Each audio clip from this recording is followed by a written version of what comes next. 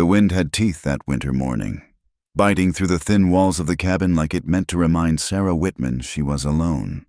She pulled the worn quilt tighter around her shoulders and stared at the empty chairs beside the rough-hewn table.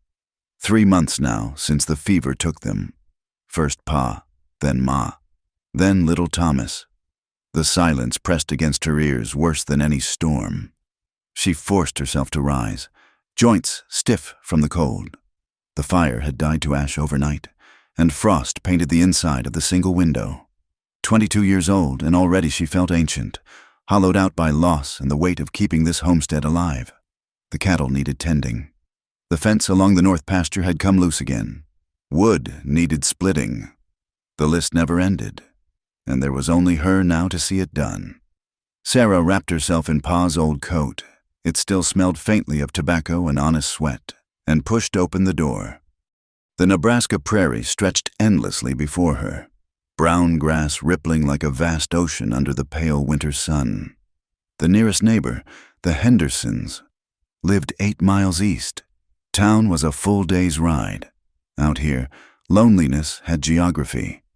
The morning chores moved her body while her mind drifted.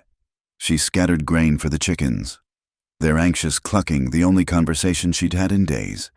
The milk cow, Bessie, lowed softly as Sarah's cold fingers worked. At least the animals didn't look at her with pity like the townspeople did on her monthly supply runs. By midday, she'd mended what she could of the fence, though her hands were clumsy with the hammer, not made for such work. Pa would have fixed it proper in half the time. The thought brought a familiar ache, and she pushed it down deep where she kept all the other hurts. The sun was starting its downward slide when she noticed the tracks, wolf prints, fresh in the dust near the chicken coop. Too many and too bold for comfort. Sarah's stomach tightened. She'd lost 2 hens last week, found only feathers and blood. The rifle hung on pegs inside the cabin, but she'd never been much of a shot. Pa had tried to teach her, but there'd always seemed to be time to learn later. She was bent over the water pump, filling buckets for the horses, when the chickens exploded into panicked squawks. Sarah spun around to see gray shapes slinking through the tall grass, 3 wolves, maybe 4, circling the coop with patient hunger. Her hands shook as she backed toward the cabin door. 20 feet, 15. The lead wolf turned its yellow eyes on her, and she saw death in that steady gaze. It lowered its head, hackles rising. The shot cracked across the prairie like thunder. The wolf yelped and tumbled backward. The others scattered into the grass, vanishing like smoke. Sarah stood frozen, heart hammering against her ribs. She hadn't fired. The rifle was still inside. A figure emerged from the cottonwood grove 50 yards west. A man on horseback, rifle still raised. As he rode closer, Sarah's breath caught, an Apache warrior, his long dark hair bound back, wearing a mix of traditional dress and white man's clothing. His face was weathered but not old, with eyes black as the deepest night. He stopped his paint horse a respectful distance away, lowering the rifle to rest across his saddle. They regarded each other in silence, stretched thin as wire. Sarah had seen Apache before, trading in town, but never alone, never this close. Fear and gratitude warred in her chest. The warrior's gaze moved from her to the scattered chickens, then to the wolf tracks in the dust. He nodded once, as if confirming something to himself. Then he looked back at her, and something in his expression, perhaps the way his eyes lingered on the too large coat hanging from her thin frame, or how he noted the poorly mended fence, spoke of understanding. Without a word, he turned his horse and began to ride away. "Wait!"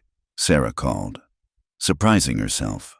Her voice came out cracked from disuse. He paused, looking back over his shoulder. "Thank you," she managed, the words feeling strange and inadequate.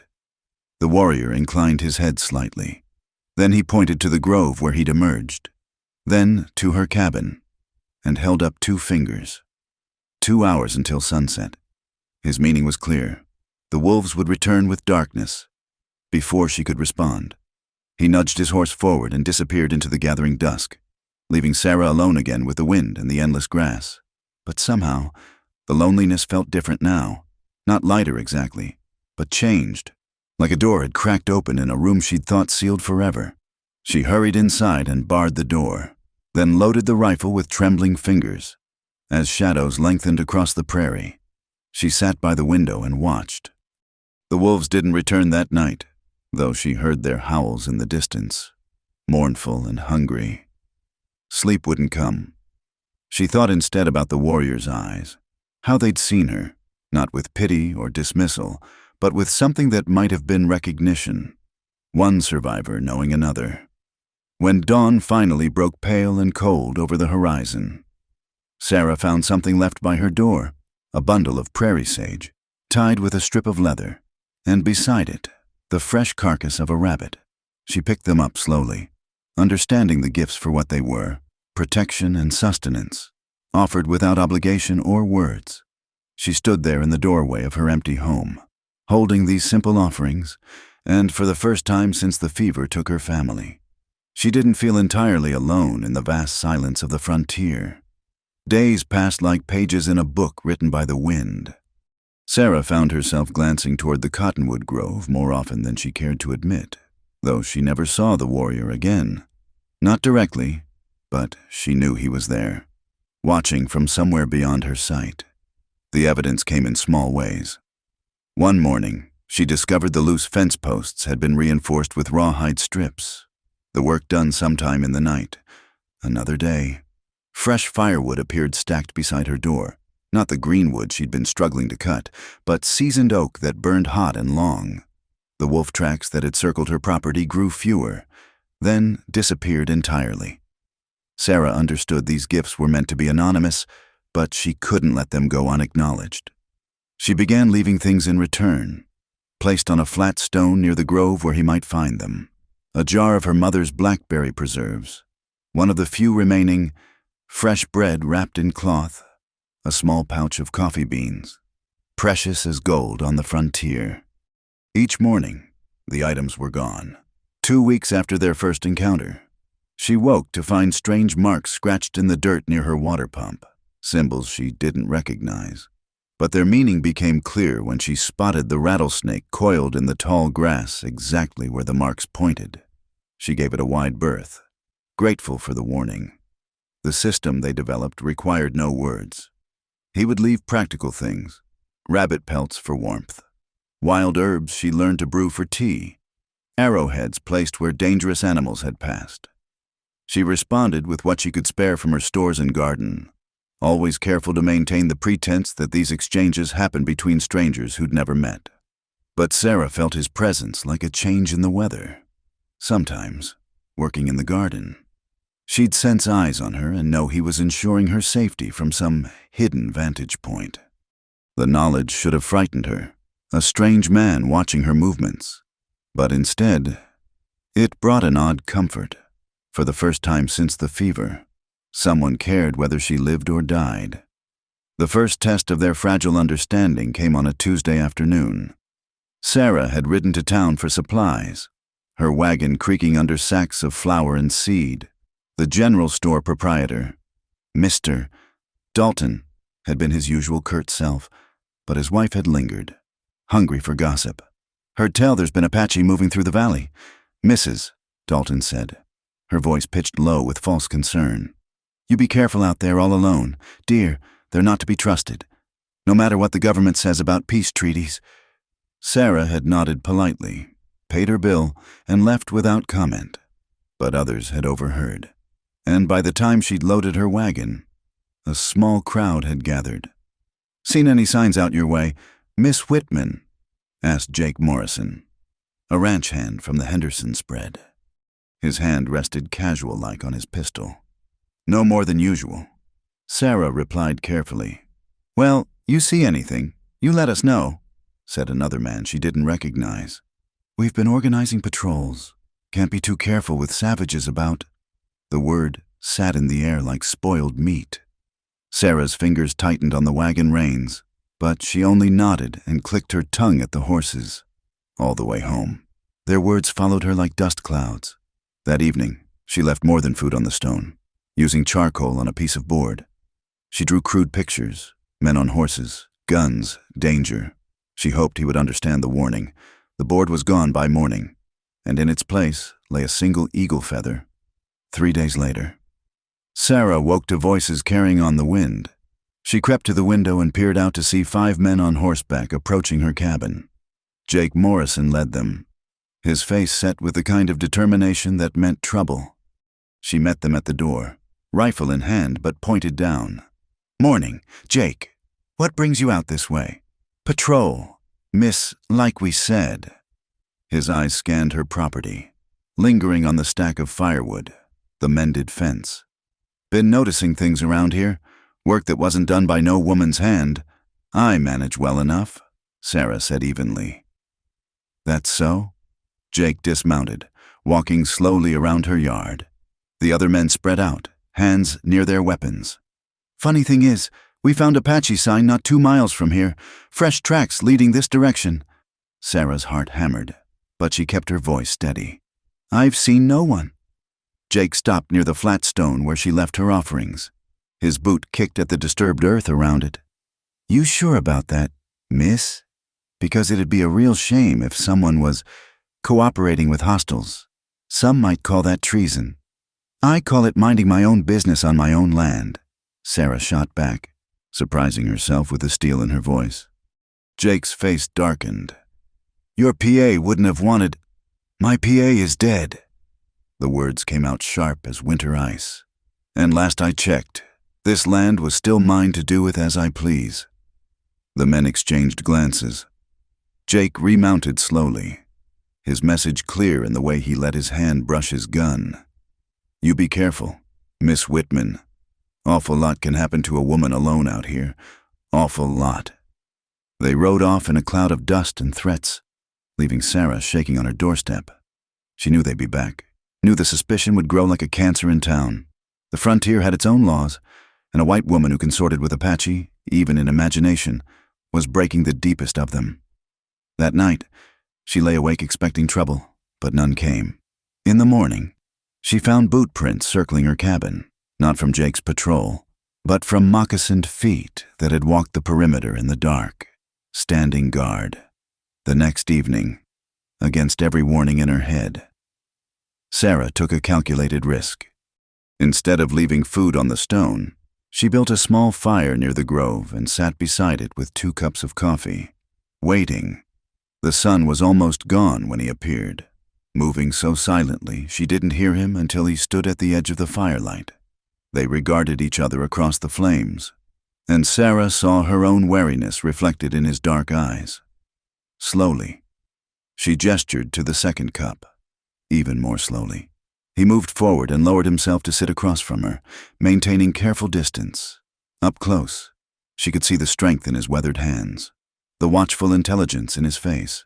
He was younger than she'd first thought, perhaps 30 winters. They drank coffee in silence as stars emerged overhead. Finally, he spoke, his English careful but clear. "The men who came, they will bring trouble." "Yes," Sarah agreed simply. He studied her face in the firelight. "You are not afraid." "I'm afraid of a lot of things," she admitted. "Wolves, winter, being alone. But not you." Something shifted in his expression. Surprise, perhaps. He set down his cup and drew patterns in the dirt between them, the same warning symbols he'd left by her pump. "I am called Joseph," he said finally, the English name strange on his tongue. "My true name is for my people only." "Sarah," she offered in return, though he probably already knew. "Why do you not fear?" he asked. She thought about it, staring into the flames. "Because you've shown me more kindness in a few weeks than most folks in town have shown since my family died. Because you see me as a person who needs help, not a possession to pity or control." Joseph nodded slowly, as if this confirmed something. "Your spirit is strong, like the grass that bends but does not break." They sat quietly then, 2 souls who understood loss sharing warmth against the vast darkness of the prairie. When the fire burned low, Joseph rose to leave. "Thank you," Sarah said. "For the protection, the warnings, everything." He paused at the edge of the light. "The men from town, they will come again. I know. I will watch. It wasn't a question. And Sarah didn't treat it as one. She simply nodded, and he melted back into the night, leaving her alone by the dying fire with the strange sensation that something fundamental had shifted, like the season turning on its axis. Whatever came next, she would not face it alone. The spring thaw brought mud and new beginnings. Sarah watched Joseph guide her plow through the stubborn earth, his movements efficient and sure. They'd fallen into an easy rhythm over the past weeks, working side by side during daylight, sharing simple meals when the sun grew low, then parting as darkness fell. He never stayed the night, maintaining a boundary they both understood. "The soil is good here," Joseph said, testing a handful of dark earth between his fingers. "Corn will grow strong." Sarah wiped sweat from her brow, smiling at the promise of green things after the long winter. "Ma always said this was the best plot for planting, said the land spoke to her about where to put things." "Your mother was wise. The land speaks to those who listen." He scattered the soil back to earth with reverence. "My people know this." They worked in companionable silence, preparing rows for planting. Sarah had grown used to the way Joseph moved, never wasted motion, always aware of his surroundings. She'd learned to read his subtle signals, the slight tension when riders appeared on the horizon, the relaxed set of his shoulders when all was well. "Tell me about your people," she said as they paused to drink water from the shared ladle. Joseph considered her request. "We are Jicarilla Apache, mountain people. My band ranged from the sacred peaks to these grasslands, following the seasons and the game." His voice carried the weight of memory. "Now we are scattered. Some on the reservation, some hiding, some walking the spirit trail. And you, I am between worlds." He gestured at his mixed clothing, traditional leather and trade cloth. "Not fully welcome in either." Sarah understood that feeling too well. Since word had spread about the Apache visiting her homestead, she'd become a pariah in town. Women crossed the street to avoid her. Men stared with expressions that made her skin crawl. "My father was a trader," Joseph continued, surprising her with the revelation. "He taught me English, told me learning white ways would help our people survive, but knowledge cannot stop bullets or break promises written on paper. Is that why you helped me? Because your father taught you kindness?" Joseph shook his head. "I helped because it was right. A woman alone, grieving, trying to survive. This is not enemy, this is human." They returned to work, but Sarah found herself stealing glances at him, noting the careful way he handled her tools, the respect he showed for her land. When they stopped to repair a section of fence, their hands brushed reaching for the same piece of wire. Neither pulled away immediately. "Your hands," Joseph observed quietly. "They have grown strong." Sarah looked at her calloused palms, the broken nails, the scars from countless small injuries. Not very ladylike anymore. Lady hands are for ladies with servants. These are hands that know work. There is beauty in strength. The compliment, simple as it was, warmed her more than the spring sun. They finished the fence as afternoon shadows grew long, then walked back to the cabin where Sarah had stew simmering. They ate on the porch, watching the prairie turn gold in the dying light. Sarah found herself talking about things she hadn't spoken of since the fever. How Pa would whistle while he worked. How Ma's laughter could fill a room. How Thomas had been learning his letters. "He was so proud when he wrote his name," she said, eyes stinging. Carried that slate everywhere, showing anyone who'd look. Joseph listened without interrupting, his presence solid and comforting. When she finally ran out of words, he spoke of his own losses. A sister taken by soldiers. Parents lost to disease the whites brought. "Grief is a heavy blanket," he said. "But we learn to carry it, make it part of us without letting it bury us." "Some days I feel buried anyway," Sarah admitted. "But you are not. You rise each morning. You plant seeds. You mend fences. This is not the action of one who has given up." As if to prove his point, the next morning brought a crisis that demanded all her strength. One of the horses, the mare called Daisy, had gotten tangled in old barbed wire near the creek, her leg badly cut. Sarah found her thrashing in panic, making the injury worse. Joseph appeared as if summoned by her distress. Together, they calmed the terrified animal, Joseph speaking low words in his language while Sarah held Daisy's head. He cleaned the wound with surprising gentleness, applying a poultice of herbs from his medicine bag. "Will she heal?" Sarah asked, stroking the mare's neck. "If infection does not take hold, we must watch, change the dressing." He showed her how to wrap the leg properly. "She trusts you. That helps." They spent the next days taking turns nursing Daisy, their shared concern creating a new intimacy. Joseph taught Sarah which plants could fight infection, how to read the signs of healing or decline, working together in the barn, their movements synchronized. Sarah felt something she hadn't experienced since her family died: partnership. One evening, after successfully getting Daisy to bear weight on the injured leg, they stood side by side in the barn doorway, both smiling at their success. "We make a good team," Sarah said without thinking. Joseph turned to look at her, something unreadable in his dark eyes. "Yes," he agreed softly. "We do." The moment stretched between them, full of possibility and impossibility, in equal measure. Sarah felt her heart racing, aware suddenly of how close they stood, how natural it would be to lean into his solid presence. A rider on the horizon broke the spell. Joseph stepped back, hand moving instinctively to the knife at his belt. But it was only Doc Henderson, coming to check on Sarah as he sometimes did. "Evening, Miss Whitman," the doctor called, then stopped short seeing Joseph. The old man's eyes narrowed, taking in the scene. "Everything all right here?" "Everything's fine, Doc," Sarah said firmly. "Joseph's been helping with an injured horse." Doc Henderson dismounted slowly, his gaze moving between them. Unlike the younger men in town, there was no hostility in his weathered face, only concern. "That's so? Well, I've seen Apache horse medicine work wonders before."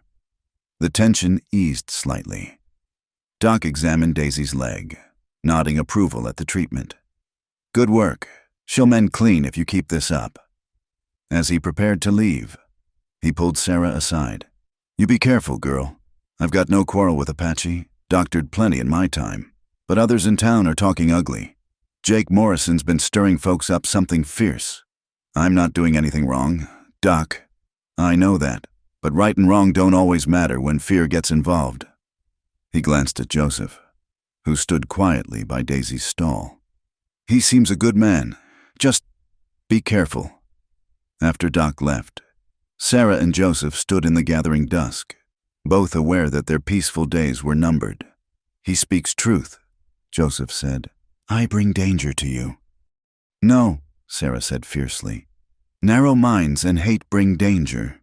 You bring help, friendship." She paused, then added quietly, "More than friendship." Joseph's expression softened. He reached out, fingers barely brushing her cheek before dropping his hand. "The sun and moon can share the sky," he said, "but they cannot touch. This is how it must be for us."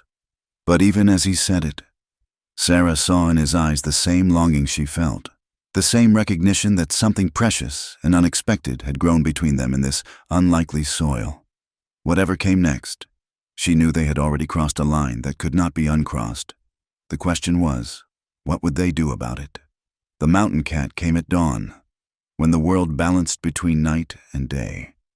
Sarah had risen early to check on Daisy, walking through morning mist toward the barn when she heard the horses screaming, a sound that turned her blood to ice water.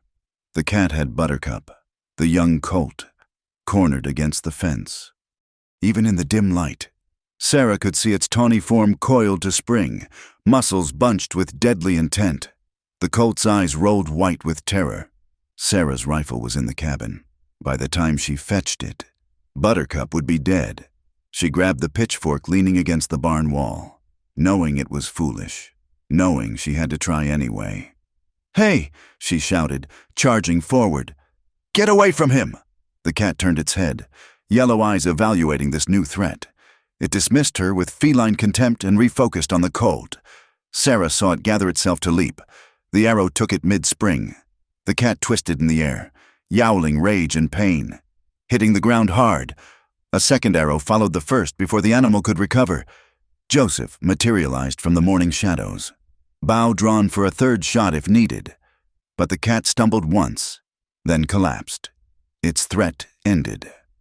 Sarah stood frozen, pitchfork still raised, heart hammering against her ribs. Joseph moved past her to check the colt, running experienced hands over the trembling animal, finding no injury beyond terror. "You are not hurt?" he asked, turning to her. Sarah shook her head, unable to speak. The reality of what had almost happened to Buttercup, to her if she'd gotten between them, made her knees weak. Joseph saw her sway and crossed to her in 2 quick strides, steadying her with hands on her shoulders. "Sarah, you are safe." She looked up at him, seeing her own shaken relief reflected in his dark eyes. Without thought, acting on pure instinct and gratitude, she stepped into him, pressing her face against his chest. She felt him go very still. Then, slowly, carefully, his arms came around her. They stood that way as the sun broke the horizon, casting long shadows across the bloodied ground. Sarah breathed in his scent, leather and sage and something uniquely him. His heartbeat was strong and steady under her cheek, grounding her. "Thank you," she whispered against his shirt. His arms tightened briefly. "You would have fought the cat with a pitchfork for a horse. He's just a baby. He was so scared." "You have the heart of a warrior," Joseph said softly. "Foolish, but brave." Sarah pulled back enough to look at him. "Pot calling the kettle black. How long were you watching, waiting?" "I camped near when I sensed danger. The cat has been hunting this territory for days." His hand came up, fingers ghosting along her cheek. "I could not let harm come to you." The morning air crackled between them. Sarah was acutely aware of every point of contact, his hand on her face, her palms flat against his chest, the warm solidity of him. She saw the moment his gaze dropped to her lips, saw him fight the impulse and lose. He kissed her with the same careful intensity he brought to everything, a soft press of lips that asked permission even as it gave. Sarah's answer was to rise on her toes, fingers curling into his shirt, pulling him closer. The kiss deepened, weeks of unspoken longing condensing into this single point of connection. When they finally parted, both breathing unsteadily, Joseph rested his forehead against hers. "This is dangerous," he murmured. "I know," Sarah replied. "I don't care. You should care. Your people are not here. You are." She pulled back to meet his eyes. "I'm tired of being careful. Joseph, tired of being alone. Aren't you?" His thumb traced her cheekbone with infinite tenderness. "Yes," he admitted, "but wanting does not change what is. I am Apache. You are white. In your world. This brings only pain. Then maybe I don't want to live in that world?" Before he could respond, the sound of approaching horses made them spring apart. Joseph had his bow drawn before Sarah could blink, then lowered it slightly, seeing Doc Henderson's buggy coming up the road. Not alone this time. Jake Morrison and 3 other men rode alongside. "Get in the cabin," Joseph said quietly. "No." Sarah squared her shoulders. "This is my land." The riders pulled up 20 feet away, taking in the scene, the dead cat, Joseph with his bow, Sarah standing close beside him. Jake's face darkened with ugly satisfaction. Well, caught red-handed." He rested his hand on his pistol. "Step away from her, savage." "He just saved my horse from that cat," Sarah said. "I'd be obliged if you'd show some gratitude instead of threats." "Gratitude?" Jake spat tobacco juice. "For what? Corrupting a decent white woman? Nobody's corrupting anybody," Doc Henderson said tiredly. "Jake, the man killed a predator. That's a neighborly act where I come from." "Neighborly?" Jake's voice rose. "He's got no business being here at all. Treaty says Apache stay on the reservation." "Treaty says a lot of things that don't get followed," Joseph said evenly. "By both sides." Jake's hand tightened on his gun. "You threatening us, boy?" "Jake, enough," Doc warned. "Miss Whitman, perhaps your friend, should move along, for everyone's safety."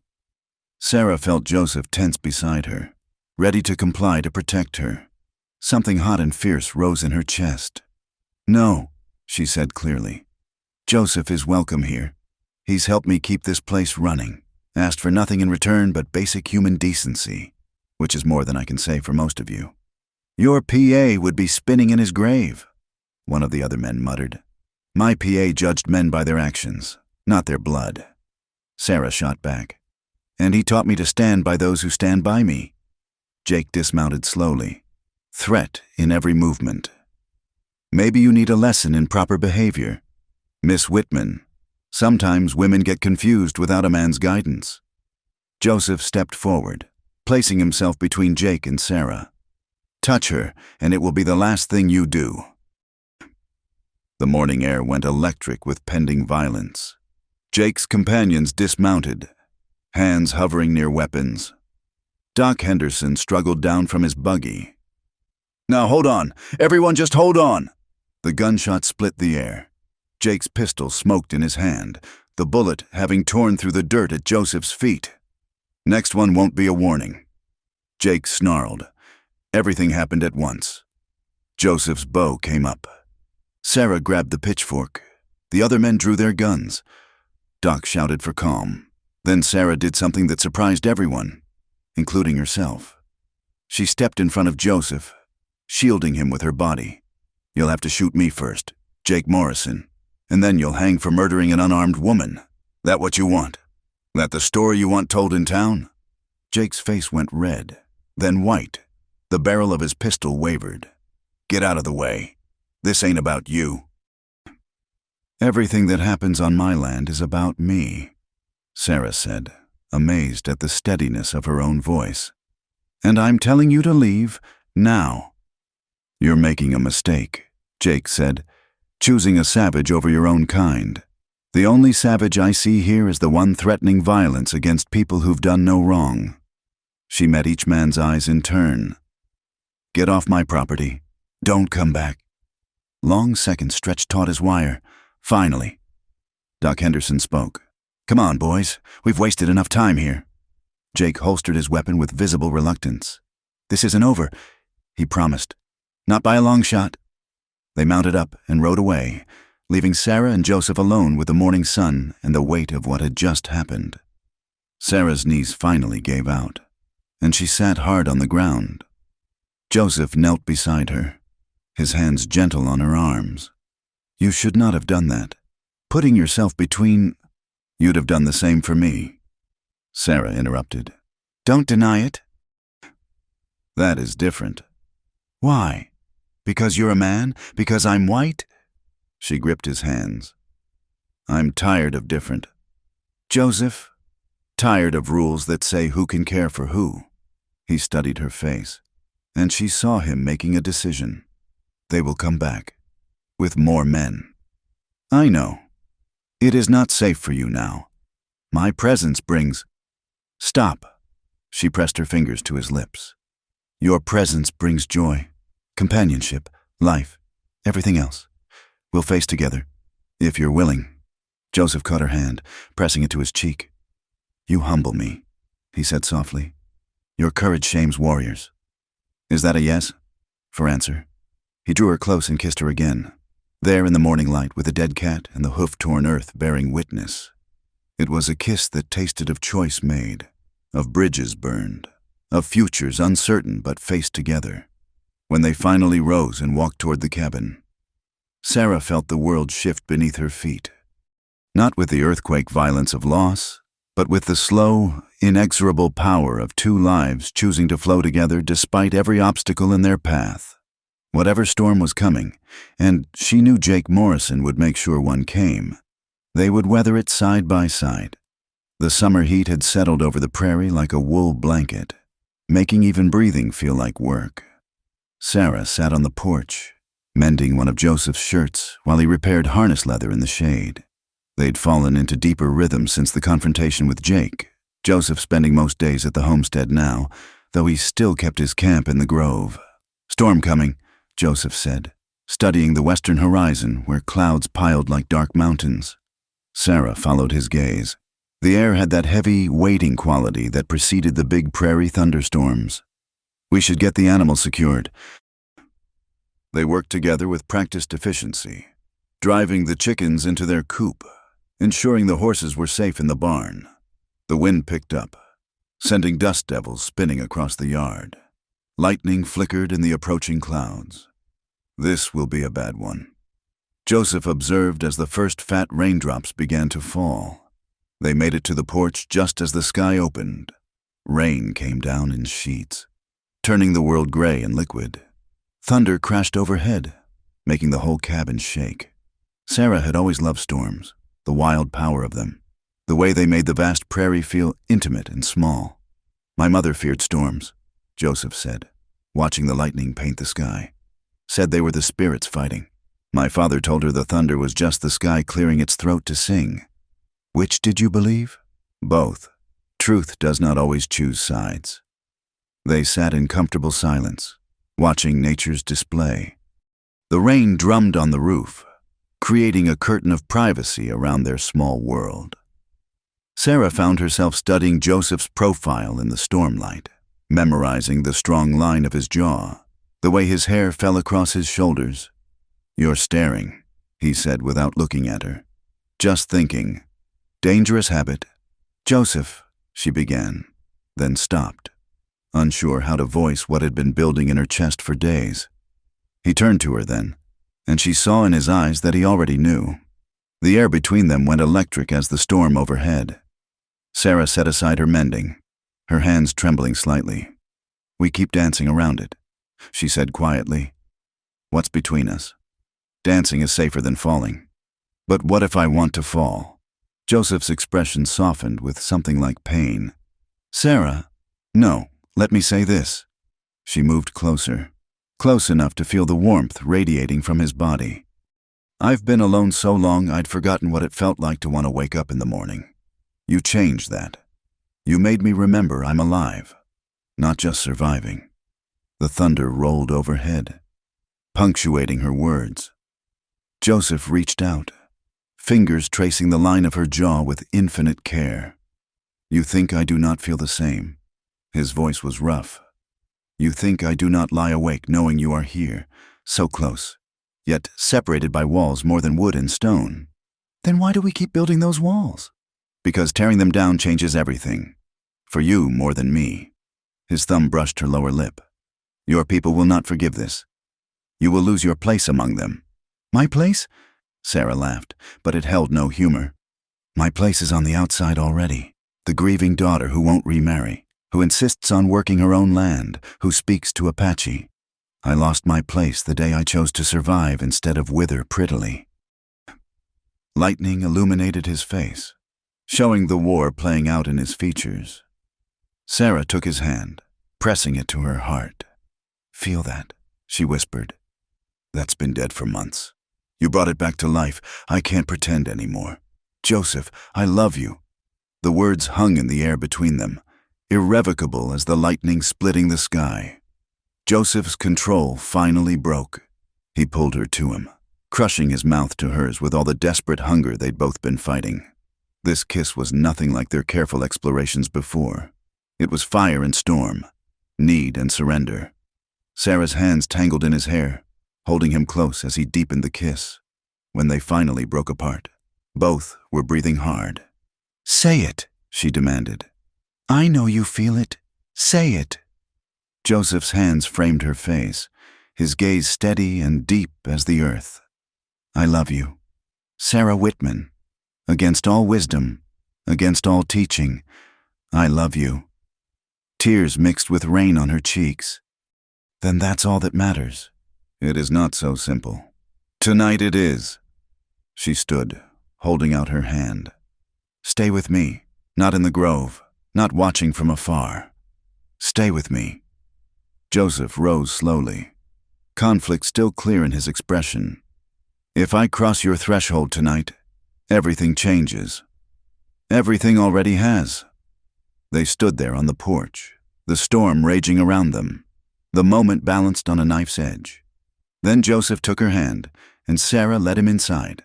The cabin felt smaller with him in it, more alive.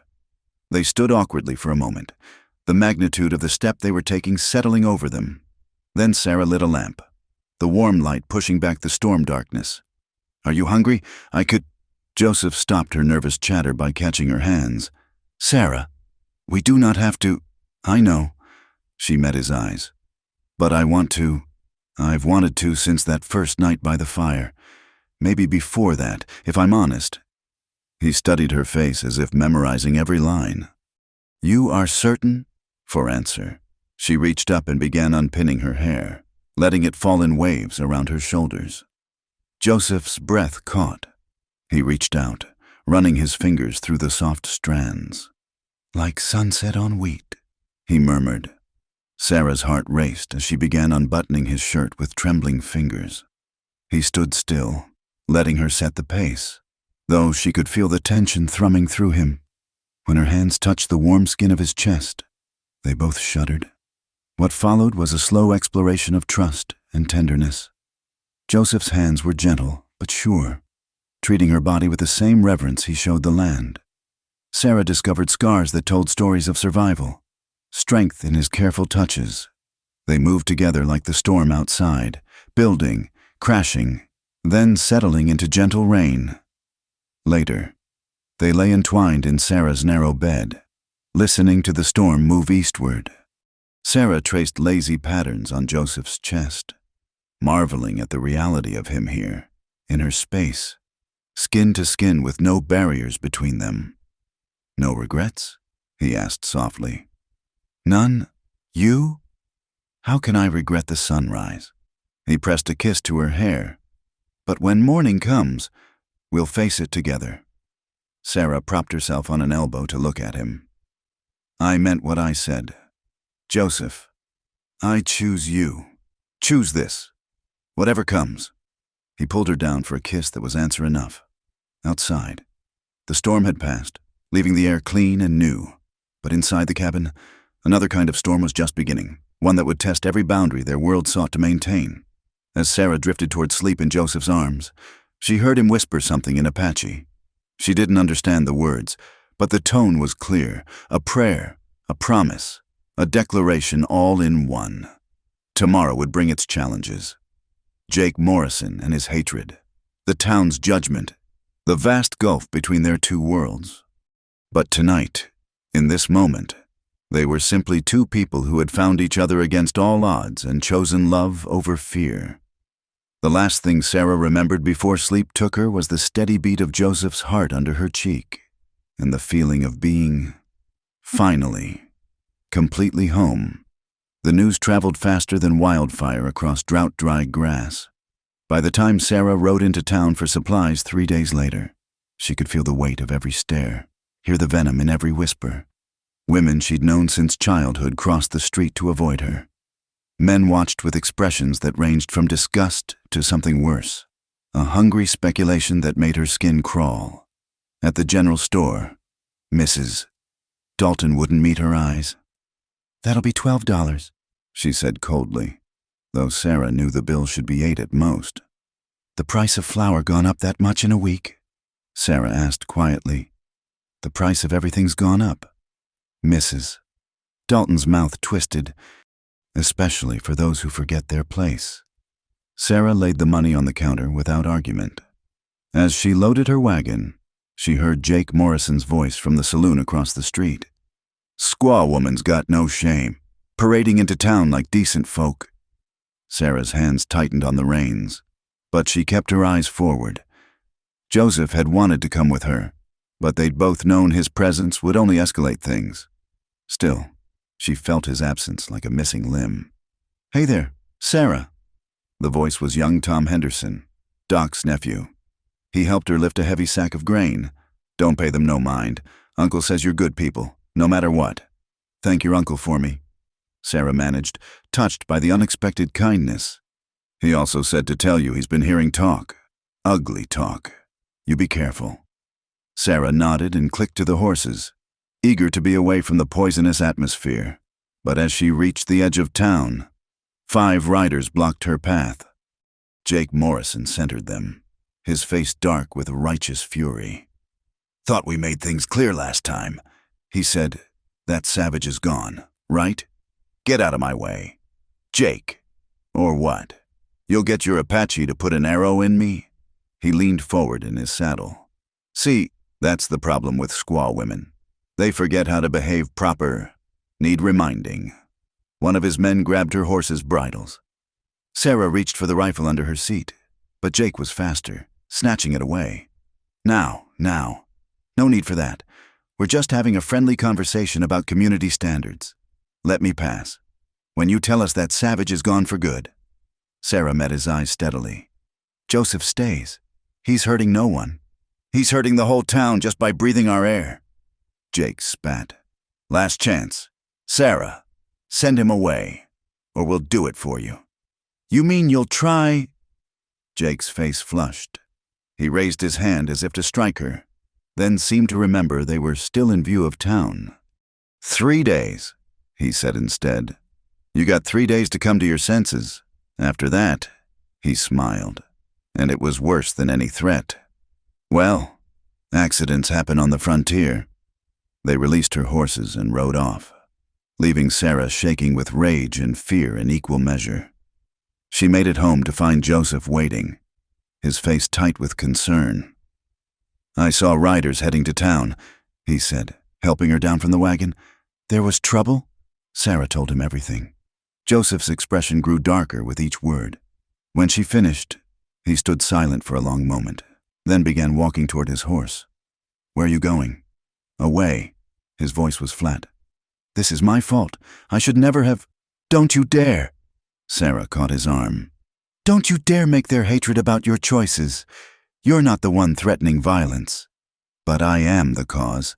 No, their small minds and smaller hearts are the cause." She turned him to face her. "You promised we'd face things together. Did you lie?" Joseph's control cracked. He pulled her against him, burying his face in her hair. "I cannot lose you," he said roughly. "Not to them, not to their hate. You won't, but we can't run from this. Joseph, this is my home, my land. My parents are buried here." They spent that night planning, knowing Jake would make good on his threat. Joseph cleaned and checked weapons while Sarah organized supplies in case they needed to barricade themselves in. Neither spoke of the possibility that 3 days might not be enough to prepare for whatever was coming. The next morning brought an unexpected ally. Doc Henderson drove up in his buggy, looking grim. "Figured you folks could use some support," he said, climbing down with a rifle Sarah had never seen him carry before. "I've lived through range wars and Indian raids. This foolishness Jake's stirring up is the worst kind of poison." "You don't have to involve yourself, Doc," Sarah said. "Don't I? Your ma brought me soup when I had pneumonia. Your PA helped raise my barn. That means something, or should." He looked at Joseph. "I doctored your people during the outbreak 5 winters back. You remember?" Joseph studied him, then nodded slowly.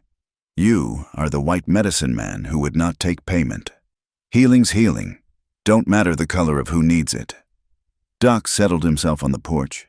"Now, Jake's got maybe a dozen men who'll ride with him, but only half have the stomach for real violence. We need to be ready, but we also need to be smart." They spent the day fortifying the cabin, boarding windows and reinforcing doors. Other preparations were made too, water barrels filled, ammunition counted, escape routes planned. As the sun set on the second day, Sarah found herself standing between her 2 defenders, watching the horizon. "They'll come at dawn," Joseph said. "It is the way of cowards, to attack when their enemies are weakest. Then we'll be ready." Doc said. He looked at Sarah. "You could still leave. No one would blame you." "This is my home," Sarah said simply. "I'll defend it." That night, Sarah and Joseph lay awake, holding each other in the darkness. Words seemed inadequate for what they faced, so they spoke with touch instead, memorizing the feeling of being together in case it was stolen from them. "Whatever happens," Sarah whispered against his chest. "I regret nothing, nor I—" He kissed her forehead. "You gave me something I never thought to have, a place to belong that was not tied to blood or tribe, but to choice. Joseph, Shh. He held her tighter. Dawn comes soon enough. But dawn brought something unexpected. Not Jake Morrison and his mob, but a small group of Apache warriors, appearing like ghosts from the morning mist. Joseph went out to meet them, and Sarah watched through the window as he spoke with them in rapid Apache. The conversation grew heated, gestures sharp. Finally, Joseph returned, his face unreadable. My cousin brings word from the reservation. The Indian agent has heard about us, about me living here. He met Sarah's eyes. They order me to return or be declared renegade. Sarah's heart sank. When? Now, today. His jaw tightened. I will not go. Joseph, I made my choice. Sarah, I will not abandon you to face Morrison alone. Doc Henderson, who had been listening, spoke up. Might be this works in our favor. If Jake knows the Apache are watching, he might think twice about attacking. But even as he said it, they could see dust on the horizon. Riders coming fast. Jake Morrison had decided not to wait for his third day. Get inside, Joseph ordered, picking up his rifle. Both of you. Like hell, Sarah said, checking her own weapon. The riders thundered into the yard. More than expected. Maybe 20 men, some Sarah recognized, others strangers. Jake had found reinforcements somewhere. Men with the hard look of hired guns. Last chance! Whitman! Jake shouted. Send out the savage and we'll let you pack up and leave peaceful-like. Sarah stepped onto the porch, rifle ready. This is my land. Jake Morrison, you're trespassing. Not for long. He smiled coldly. See, we found us a legal paper. Judge in the county seat says any white woman consorting with hostiles forfeits her property rights. You're squatting now. Sarah felt the bottom drop out of her world. That's not legal. It is if the judge says so. Jake waved a paper. So you can leave vertical or horizontal. Your choice. The Apache warriors had melted back into the landscape, but Sarah could feel their presence. Watching. Joseph stood beside her, steady as stone. Doc Henderson spat tobacco juice. Jake Morrison, the old doctor said loudly. You're a coward hiding behind paper and numbers. Your ma would be ashamed. Jake's face went red. Shut your mouth, old man, or... The gunshot came from behind Jake's group. One of his hired guns tumbled from his saddle. Then another shot, and another. The Apache warriors had flanked them, firing from cover. Chaos erupted. Horses reared. Men shouted and cursed, trying to control their mounts while returning fire at enemies they couldn't see. Jake wheeled his horse, trying to rally his men, but half were already fleeing. Stand and fight, you cowards! He screamed. But the combination of Apache marksmen and the determined defenders in the cabin was too much.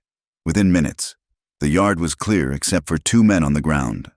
One dead, one groaning and clutching his shoulder. Jake Morrison sat his horse alone now, his face twisted with rage and fear. Joseph stepped forward, rifle aimed at Jake's chest. You come here again, Joseph said quietly, and I will kill you. This is not threat, this is promise. Jake looked around wildly, seeing no support, no escape from the trap his hatred had led him into. This isn't over, he snarled. The army will hear about this. They'll hear about a white woman defending her legal property from armed trespassers. Doc Henderson interrupted. I'll make sure of that. And about a judge taking bribes to issue false papers. Got friends in the territorial capital who'll be real interested in that story. Jake's face went from red to white. Without another word, he wheeled his horse and galloped away, leaving his wounded man behind. Sarah lowered her rifle with trembling hands. It was over, at least for now.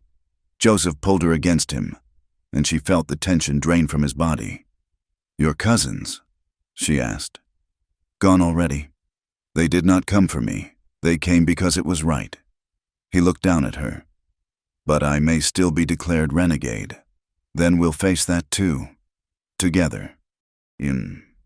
Doc Henderson was already tending the wounded man. Practical as always. This one will live, he announced. though he'll think twice about riding with mobs again. As the dust settled and the morning sun climbed higher, Sarah stood with Joseph on her porch. Their porch now, she supposed. The future remained uncertain, full of challenges they couldn't yet imagine. But for today, they had won the right to choose their own path. No regrets? Joseph asked, echoing his question from days before. Sarah looked up at him, this man who had chosen her above his own people, who had stood between her and hatred without flinching. None, she said firmly. Not one. The autumn wind carried smoke from distant fires and the scent of coming winter. Sarah stood in her garden, gathering the last of the vegetables before frost claimed them. 6 weeks had passed since Jake Morrison's failed attack. 6 weeks of uneasy peace that felt like holding her breath. Joseph emerged from the barn, carrying freshly split wood. He'd been working since dawn, preparing for the cold months ahead with the focused intensity of someone who understood survival. They'd learned to move around each other with the ease of long partnership. But Sarah could see the weight he carried in the set of his shoulders. "Riders coming," he said quietly, setting down the wood. Sarah shaded her eyes, spotting the dust cloud. Her hand moved instinctively toward the rifle they now kept by the door. But Joseph shook his head. "Only 2, moving slow." As the riders drew closer, Sarah recognized Marshal Tom Bradley from the county seat, his silver badge catching the afternoon sun. Beside him rode a younger man in a suit too fine for the frontier, a government man, by the look of him. Mrs. Whitman. The marshal tipped his hat. Or should I say, Miss Whitman still. Still Miss Whitman. Marshal. "What brings you out here?" Marshal Bradley dismounted, his weathered face carefully neutral. "This here's Mr. James Worthington from the Bureau of Indian Affairs. Seems there's been some complaints about your, situation." The government man stayed mounted, looking at Joseph with barely concealed distaste. "You're the Apache who's been living outside the reservation boundaries." Joseph met his gaze steadily. "I am." "Then you're in violation of federal law. You'll need to come with us." "Now hold on." Sarah stepped forward. "He's done nothing wrong. He's been helping me work this land. The law is clear. Miss Whitman." Worthington interrupted. "Apache must remain on designated reservation land unless granted specific permission by the Bureau. Has such permission been granted?" The silence stretched taut. Sarah felt her temper rising. "The law also says a person has the right to hire help for their homestead. Joseph works for me." "You pay him wages? Have documentation of employment?" Sarah flushed. Of course there were no wages, no papers. What existed between them couldn't be reduced to such cold terms. Marshal Bradley cleared his throat. "Look, folks, I've got no quarrel with either of you, but Mr. Worthington here has the federal government's authority. If we don't resolve this peaceful-like, he'll be back with the army." "1 week," Worthington said crisply. "The Apache has 1 week to report to the reservation. After that, he'll be considered hostile and treated accordingly." He looked at Sarah. "And you, Miss Whitman, should consider your position carefully. Harboring a renegade is a federal crime." They rode off, leaving Sarah and Joseph standing in the dusty yard. The weight of the ultimatum settled over them like a shroud. "You have to go," Sarah said, the words like glass in her throat. "No, Joseph, no." He caught her shoulders, his dark eyes fierce. "I will not be driven from you by papers and threats. We knew this would come. I won't let them hunt you like an animal. I won't." Her voice broke. That night, they held each other as if trying to stop time through sheer will. But morning came anyway, bringing with it a plan born of desperation and love. "We'll go to Mexico," Sarah said over breakfast. "Start fresh where the Bureau can't reach." "You would leave your parents' graves? Your land? Land is just dirt without you on it." Joseph touched her face with infinite tenderness. "You would give up everything?" "I'm not giving up anything. I'm choosing everything. Choosing you." They spent 3 days preparing, gathering supplies, arranging to sell the livestock to Doc Henderson, who promised to get fair price. Sarah packed carefully, taking only what they could carry and what couldn't be replaced. Her mother's Bible, her father's watch, the quilt her grandmother made. On the fourth morning, as they loaded the wagon, new riders appeared. Not government men this time. Jake Morrison and a dozen others, including some Sarah didn't recognize. Hard-faced men with guns.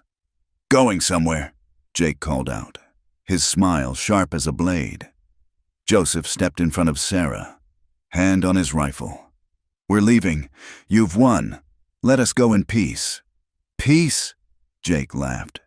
"You attacked law-abiding citizens, killed a man. That's murder in these parts." "That was self-defense and you know it," Sarah said. "I know what I saw. And these gentlemen here are bounty hunters, interested in collecting the price on your Apache's head. Seems he's wanted for all sorts of things." Jake's eyes glittered with triumph. "Dead or alive," the poster says. "Guess which pays better?" The bounty hunters spread out, professional and patient. Sarah counted 6 guns to their 2, and no Apache warriors would appear this time. Joseph's cousins had risked enough already. "Let Sarah go," Joseph said quietly. "Your quarrel is with me." "No." Sarah gripped his arm. "We face this together, remember?" One of the bounty hunters, a scarred man with cold eyes, spoke up. "Actually, we got paper on her too, aiding and abetting. Worth a nice sum to bring you both in." Sarah felt the trap closing. They were outnumbered, outgunned, with nowhere to run. She looked at Joseph, seeing her own determination reflected in his eyes. If this was the end, they'd meet it standing. "I challenge you," Joseph said suddenly, his voice carrying across the yard. "Single combat, the old way?" Jake snorted. "You think this is some kind of story? We're not playing games. Savage. Afraid?" Joseph asked softly. The insult landed. Jake's face darkened. "I'm not afraid of any Apache." "Then prove it. You win, we go quietly. I win, you let us leave." The bounty hunters exchanged glances. Their leader, the scarred man, shrugged. "Makes no difference to us. Dead is dead." Jake dismounted slowly, handing his gun belt to one of his men. "Knives, then, like the savage you are." Joseph nodded, drawing the blade from his belt.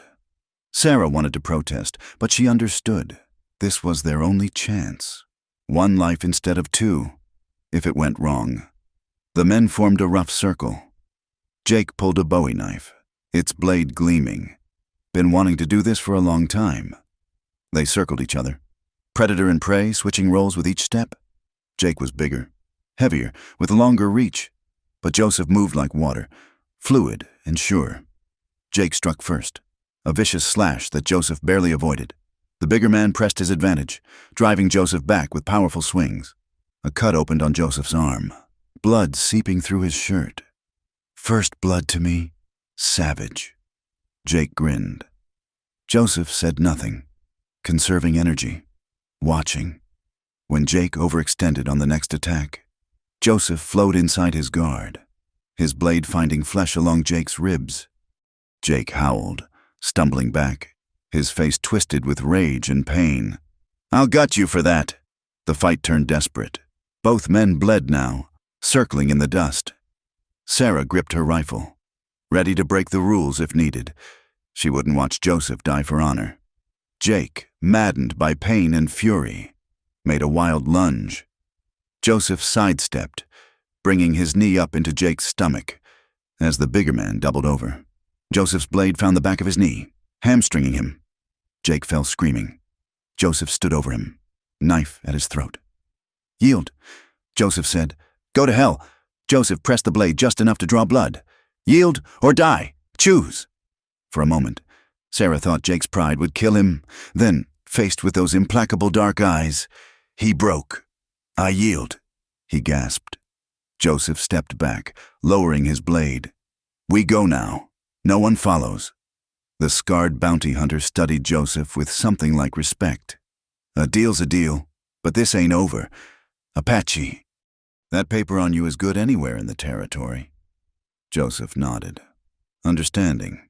He moved to Sarah, who was already gathering their last supplies. They had minutes, maybe less, before Jake's men decided honor mattered less than money. As they climbed onto the wagon, Doc Henderson came riding up hard, rifle across his saddle. Heard there was trouble. The old doctor said, taking in the scene, "Came to see fair play." "It's done, Doc," Sarah said. "We're leaving." Doc's face creased with sorrow. "I'm sorry it's come to this. Your folks would be proud. Sarah, you've got their courage? Take care of their graves?" "You know I will," as they drove past Jake Morrison, still groaning in the dirt. Joseph paused. "You live because she wishes it," he said quietly. "Remember that." They drove away from the only home Sarah had known, toward an uncertain future. Behind them, the homestead grew small in the distance, taking with it memories of loss and love, sorrow and joy. "Regrets?" Joseph asked as they reached the crossroads. Sarah looked back once, then forward to the man beside her. "Never," she said firmly. "Home isn't a place, it's who you're with." They turned south toward Mexico, toward a new life where their love wouldn't be a crime. The road was long and dangerous, but they faced it together, as they had always promised they would. Behind them, the prairie wind swept away their tracks, as if they had never been there at all. But somewhere in that vast grassland, their story would be remembered, a testament to love that refused to bow to hate, to courage that chose hope over fear. 5 years had passed since they'd crossed into Mexico, 5 years of building a new life from dust and determination. Sarah stood in the doorway of their adobe home, watching the sun paint the desert in shades of gold and crimson. The small ranch spread before her, not as green as Nebraska, but theirs in every way that mattered. "Mama, look!" 3-year-old Samuel ran toward her, his dark hair flying, clutching a handful of wildflowers. Behind him, Joseph emerged from the stable, their infant daughter Anna sleeping against his chest in a traditional cradleboard. Sarah's heart swelled as it did every time she saw them together, her family, created from love that had defied every obstacle. Samuel had his father's eyes and her stubborn chin, while Anna was all Joseph, from her serious expression to her copper skin. "Beautiful flowers, my brave one," Sarah said in the mix of English and Apache they spoke at home. Samuel beamed and ran off to find more treasures. Joseph joined her, sliding his free arm around her waist. "The horses are settled. Good trade today." They'd built a reputation as honest horse traders. Sarah's knowledge combined with Joseph's skill creating a thriving business. The local Mexican ranchers had accepted them with surprising ease. A mixed couple was nothing new here, where Apache and Mexican blood had mingled for generations. "Letter came while you were gone," Sarah said, pulling an envelope from her apron. "From Doc Henderson." Joseph's expression grew careful. Letters from the north were rare, usually bearing difficult news. Sarah opened it, scanning Doc's spidery handwriting. "Jake Morrison is dead," she read aloud. "Shot in a dispute over cards. The town has a new marshal who seems fair-minded. Some Apache families have been permitted to homestead near the reservation boundaries." She paused, meeting Joseph's eyes. "He says things are changing, slowly, but changing." Joseph took the letter, reading it himself. "He suggests we might come back. What do you think?" Joseph looked out at their land, at Samuel playing in the yard, at Anna sleeping peacefully. "This is home now. We built something good here." But Sarah knew him too well to miss the longing in his voice. "But sometimes I think of the prairie grass, the cottonwoods by the stream.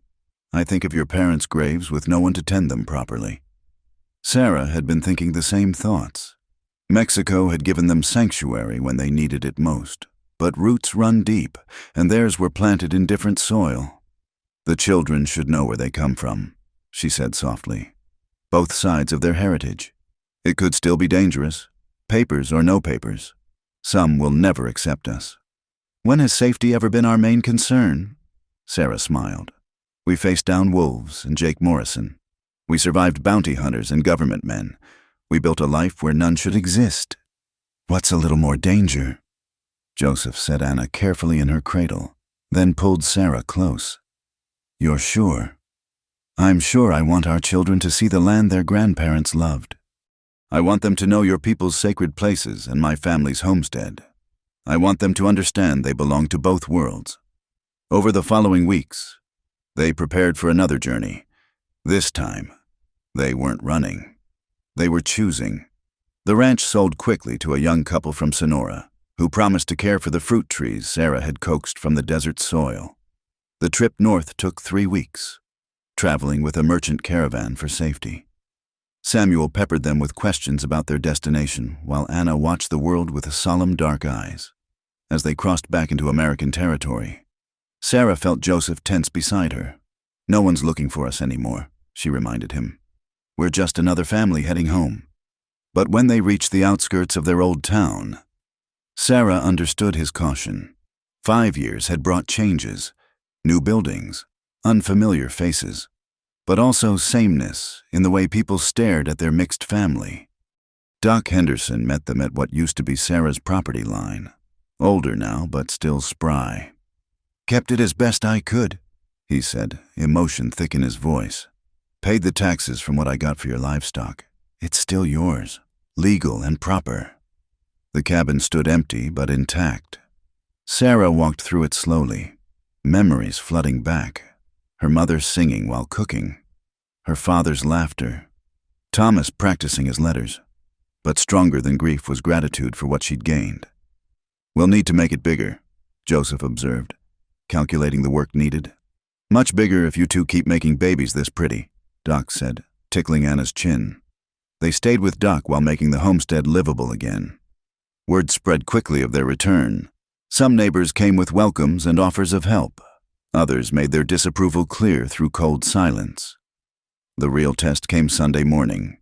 Sarah dressed carefully in her best dress, pinned her hair properly, then looked at Joseph. "Will you come?" He understood immediately. Church, the center of social life, the place where acceptance or rejection would be most public. "All of us," he said firmly.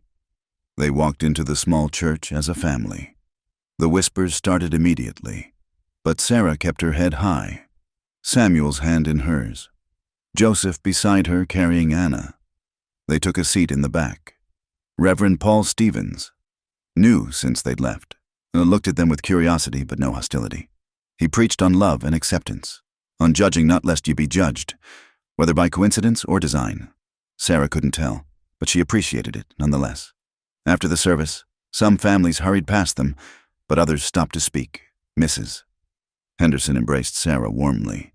A few younger couples, married since she'd left, introduced themselves with genuine friendliness. Even some who'd been hostile before offered cautious nods. "It's not everyone," Joseph murmured as they walked home. "But it's enough. It's a start." Sarah agreed. The seasons turned, and with them, acceptance grew like a slow plant. Joseph's skill with horses drew customers who learned to look past prejudice toward profit. Sarah's garden flourished, and she sold produce at market. Samuel charming customers with his bright chatter in 2 languages.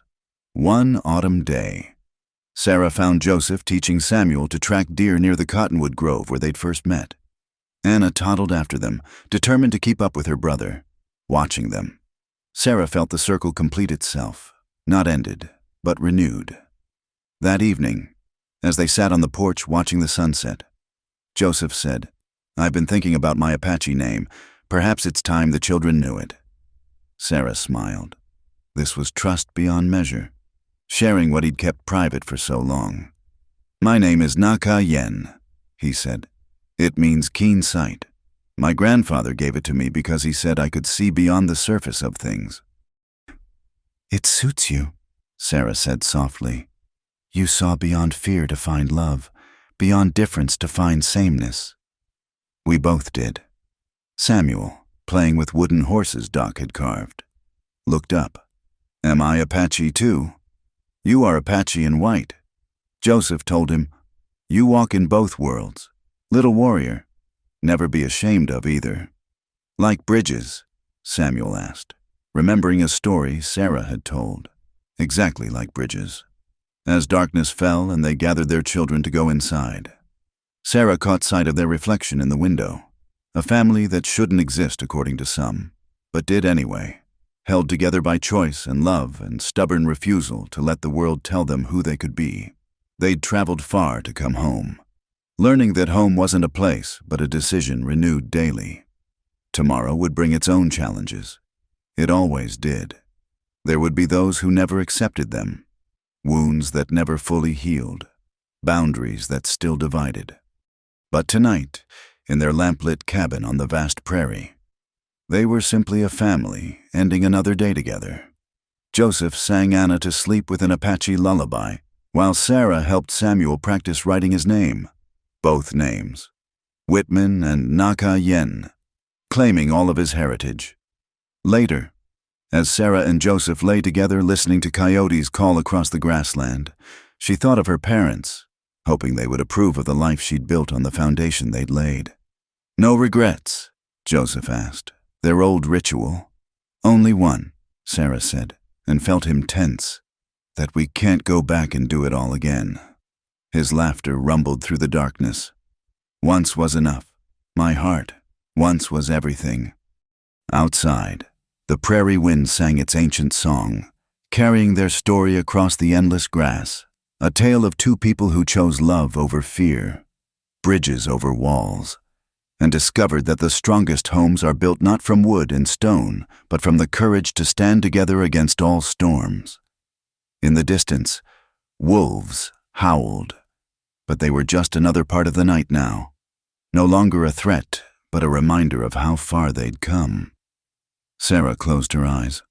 Joseph's heart beat steady under her hand, and knew that whatever tomorrow brought, they would face it as they always had, together, unafraid, and home. Thank you for listening to this story from the Wild West.